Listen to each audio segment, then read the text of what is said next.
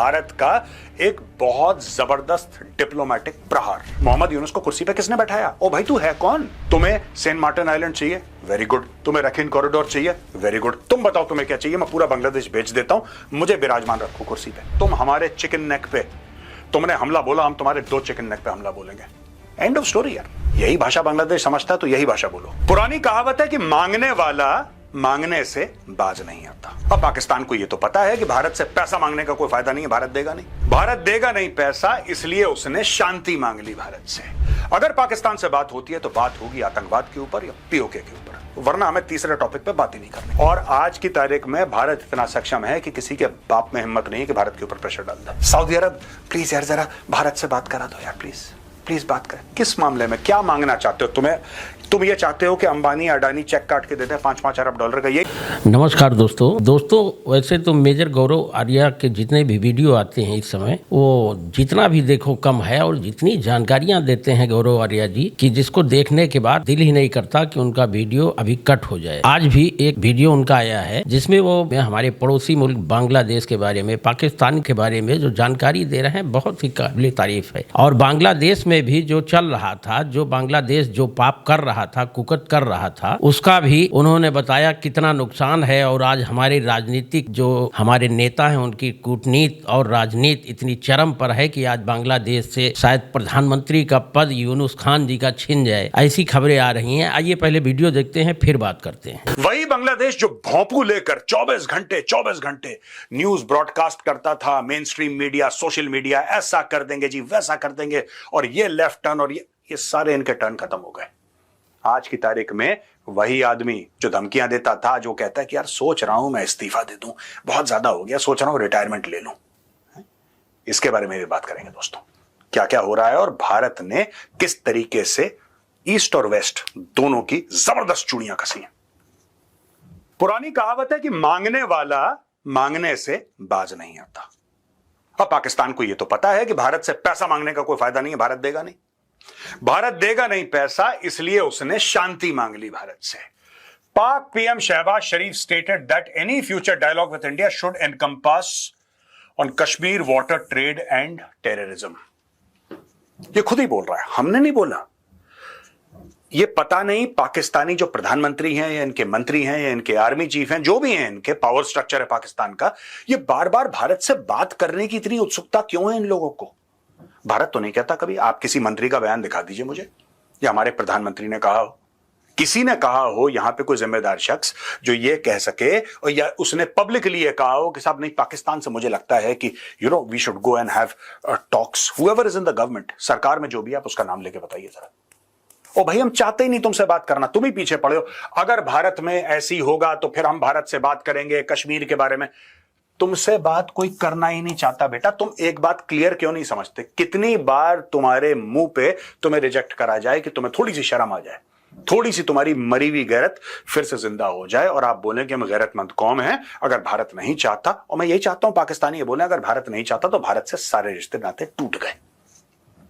ये बोलना पड़ेगा पाकिस्तानियों को, तभी लोग ये समझेंगे कि आप एक जिंदा कौम है, आप एक गैरतमंद कौम है। एक बार बोल दीजिए कि भारत से कोई भी रिश्ते हमें नहीं चाहिए, किसी भी तरीके के, एट अ गवर्नमेंट लेवल। आप ये भी बोल दीजिए, मैं आपको बता रहा हूं, जैसे भारत ने बोला ना कंडीशनल, आप भी क्लियर कर दो ना, जैसे मोदी जी ने क्लियर कर दिया कि अगर पाकिस्तान से बात होती है, अगर कैवियट है इसमें, अगर पाकिस्तान से बात होती है तो बात होगी आतंकवाद के ऊपर या पीओके के ऊपर, वरना हमें तीसरे टॉपिक पे बात ही नहीं करनी। मुझे लगता है कि शहबाज शरीफ या इनके ऑनरेबल फील्ड मार्शल साहब जो हैं, they should also make it amply clear कि अगर भारत से बात होगी तो कश्मीर के बारे में होगी, वरना हम भारत से बात ही नहीं करेंगे। कहानी खत्म। ये क्या है? ये ट्रेड क्यों भीख मांग रहे हो? वाटर क्यों भीख मांग रहे हो? कश्मीर क्यों भीख मांग रहे हो? और टेररिस्ट तो तुम हो ही, तो हमसे क्या बात करोगे? ये मांगने की आदत कब जाएगी पाकिस्तानियों? तुम्हारी सरकार की मांगने की आदत कब जाएगी कि इससे कुछ ले लूं मैं? मत मांगो, मत मांगो। जैसे भारत ने सारे दरवाजे बंद कर दिए, मैं चाहता हूं कि तुम भी सारे दरवाजे बंद कर दो। There will be no talks and no trade with Pakistan. सीधी बात है, there will be no talks and no trade. If there are talks, they will only be about Pakistan occupied Kashmir. साफ सीधी बात है, ये सरकार की पॉलिसी है। सरकार की पॉलिसी है, पाकिस्तान समझ ले, तुम जमीन पे गिर जाओ, तुम अब्बू अब्बू चिल्लाते बीजिंग चले जाओ, तुम पापा पापा चिल्लाते वॉशिंगटन चले जाओ, तुम कहीं भी चले जाओ, नहीं होगी बात। और आज की तारीख में भारत इतना सक्षम है कि किसी के बाप में हिम्मत नहीं है कि भारत के ऊपर प्रेशर डाल दे। किसी के बाप में हिम्मत नहीं है। जो तुम लोग सोच रहे हो ना कि चाइना जरा एक फोन, चाइना क्यों फोन करेगा यार? पाकिस्तानियों सोचो, चाइना क्यों फोन करेगा? चाइना ने जब हम तुम्हें ठोक रहे थे और तुम्हारे इतने शहरों पे जब हमने मिसाइलें मारी हैं और तुम्हारे प्रधानमंत्री ने खुद कबूला है कि नूर खान बेस उड़ा दिया, ये फलाना बेस उड़ा दिया, वो फलाना बेस उड़ा दिया। ओ भाई साहब एक बात बताओ, क्या चाइना जो तुम्हारा इतना मजबूत दोस्त है, आयरन ब्रदर, शहद से मीठा, हिमालय से ऊंचा, समुद्र से गहरा है, वो एक बार ये तो कहता कि इंडिया तुम हमारे भाई पाकिस्तान की तरफ मत, आंखें मत दिखाना पाकिस्तान को, अटैक मत करना पाकिस्तान को, वरना हम अपनी पीएलए एक्टिव कर देंगे लाइन ऑफ एक्चुअल कंट्रोल पे, हम तुम पर हमला कर देंगे। कुछ ऐसा कहता? तुम्हारी पिटाई 1999 कारगिल में हुई, तब क्या करा चाइना ने? तुम्हारी 71 में पिटाई हुई, तुम्हारे मुल्क के 2 टुकड़े कर दिए, तब क्या करा चाइना ने? उसके पहले 65 में क्या करा चाइना ने, ये बता दो। चाइना ने करा क्या?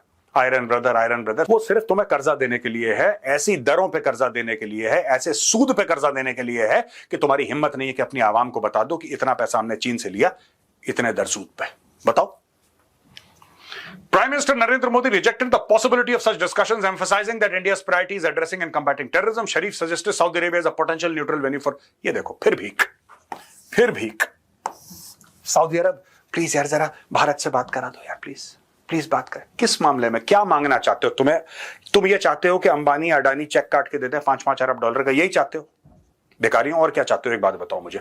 क्यों शरीफ सजेस्टेड सऊदी अरेबिया, क्यों टॉक्स करनी है तुम्हें भारत से यार?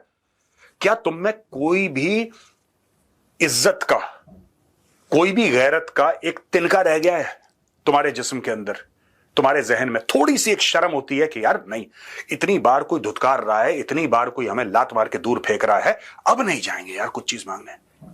फिर मांगने के लिए आ गए Saudi Arabia as a potential neutral venue. Talks क्यों करें तुम्हारे साथ भिखारियों?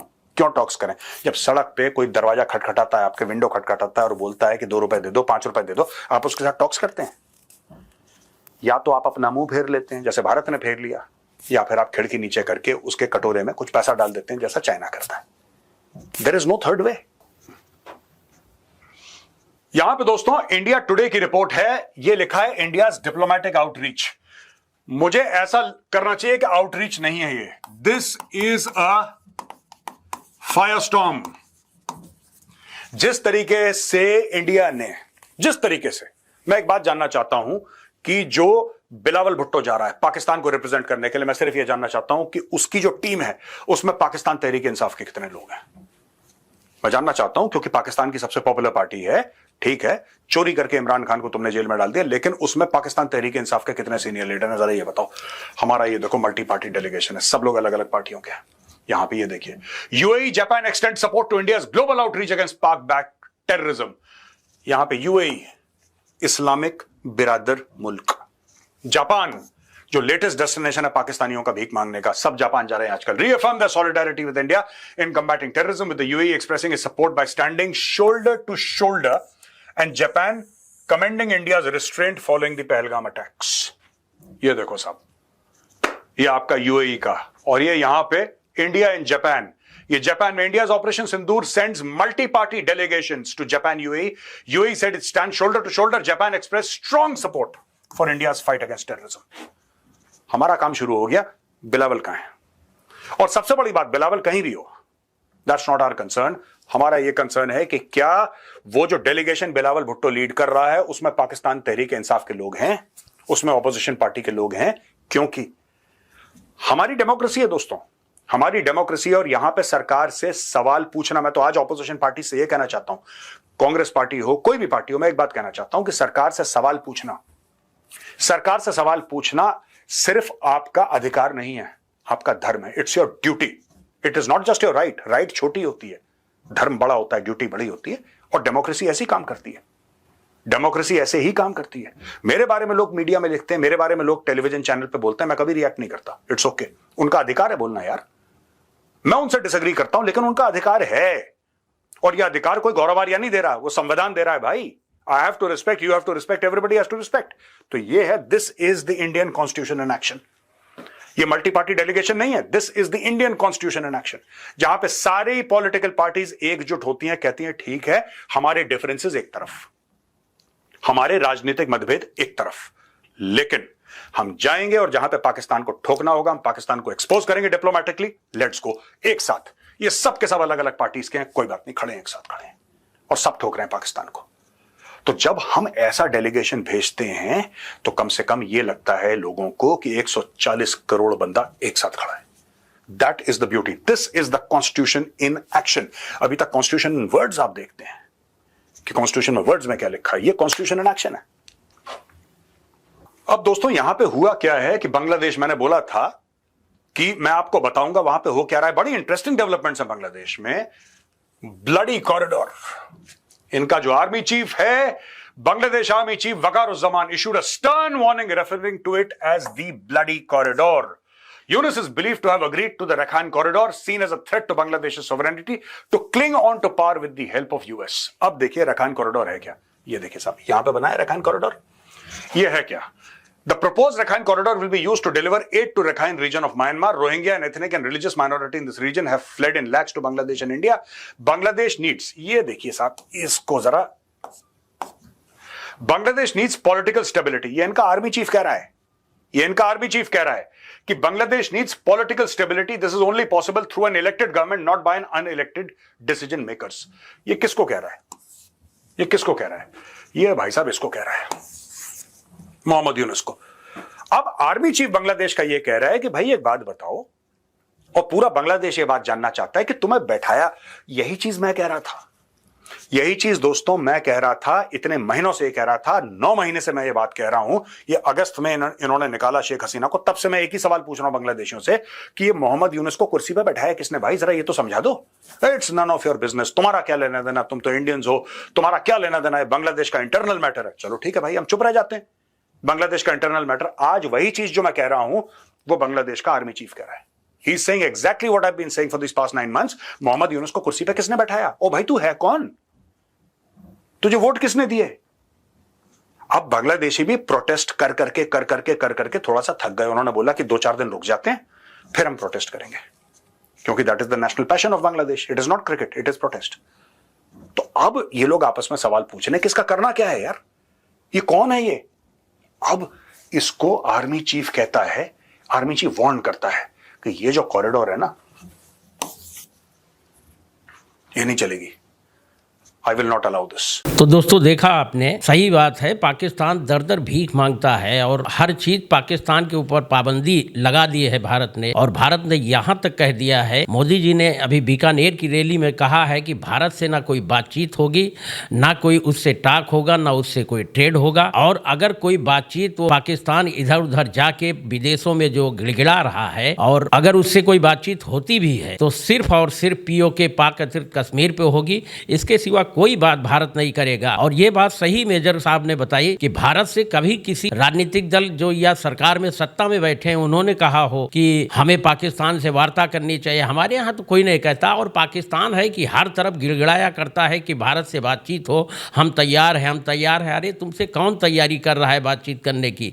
पहले पाकिस्तान को ये पूरी तरह समझ लेना चाहिए, जब तक आतंकवाद का समापन नहीं हो जाता तब तक भारत उससे कोई भी बातचीत करने के मूड में नहीं है। और अब वो दौर नहीं बचा, भारत की राजनीति अब वो वाली नहीं है, ना वो राजनेता हैं कि जिससे उनको लगता हो कि कोई बात बन जाएगी। अब यहाँ राष्ट्रवाद की धारा बह रही है और भारत की तरफ कोई आंख उठा के भी देखेगा तो उसकी आंख नोच ली जाएगी। जय हिंद, जय भारत।